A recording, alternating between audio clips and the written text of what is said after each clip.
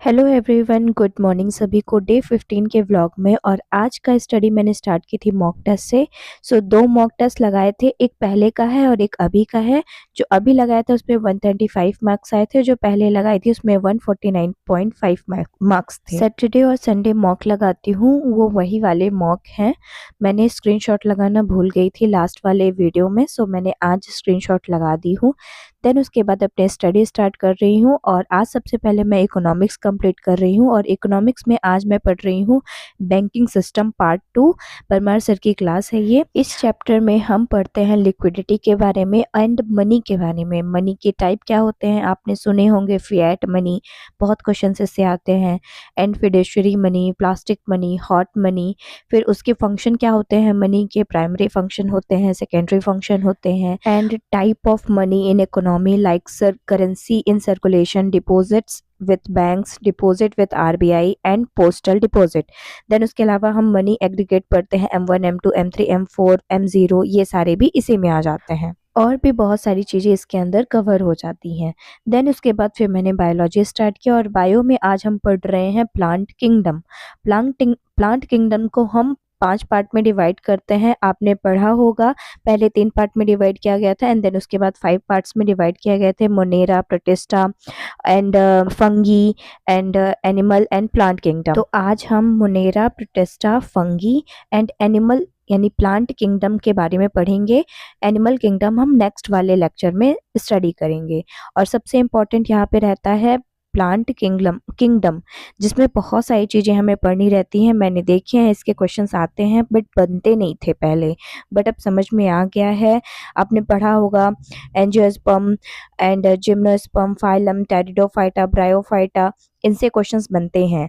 ये इम्पॉर्टेंट है ये चैप्टर, इसलिए आप भी इसको कवर कर लेना। देन बायो के बाद मैंने स्टार्ट की हिस्ट्री, और हिस्ट्री में मैंने पढ़े थे आज गांधीयन एरा। गांधी जी के बारे में सारा डिटेल से पढ़ते हैं, गांधी जी का रोल क्या रहता है इंडिया के इंडिपेंडेंस में। वो सारी चीज़ें हम पढ़ते हैं।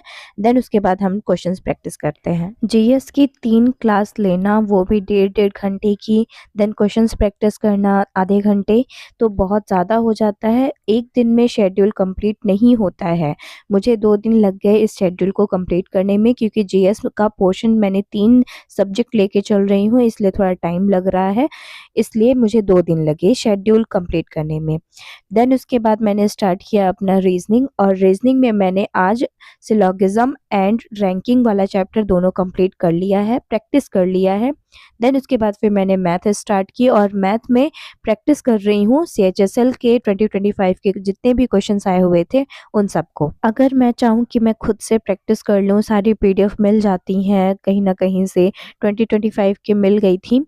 मैं सोचूं कि अगर मैं खुद से अपनी प्रैक्टिस कर लूँ मैथ्स की, वो नहीं होता है। तो ये रहता है कि अगर मैं क्लास देख रही हूँ ना, तो मुझे प्रैक्टिस करनी ही पड़ेगी। ये फ़ायदा रहता है क्लास देखने का। मैथ्स के बहुत सारे क्वेश्चंस प्रैक्टिस किए, कुछ नंबर सिस्टम के थे, कुछ ज्योमेट्री के, कुछ मेंसुरेशन के, कुछ कोऑर्डिनेट ज्योमेट्री के थे।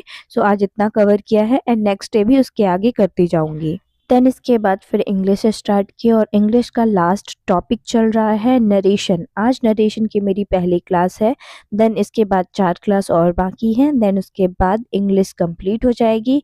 फिर इंग्लिश के ग्रामर का रिवीजन करके हमें क्वेश्चंस प्रैक्टिस करनी है, साथ में अपना वोकैब भी स्ट्रॉन्ग करना है एंड कंप्रीहेंशन को भी थोड़ा थोड़ा लेकर चलना है, क्योंकि पेपर नज़दीक है, इसलिए सारी चीज़ें हमें कवर करनी है जल्दी से जल्दी। जब भी मेरा ग्रामर कंप्लीट हो जाएगा उसके बाद मैं प्रैक्टिस करना शुरू कर दूंगी। अगर आपको भी मेरे साथ प्रैक्टिस करनी है, PDF मैं दे दूंगी अपनी, जो जिससे मैं पढ़ूंगी, आप भी वो ले लेना मेरे से एंड देन उसके बाद प्रैक्टिस करना साथ में।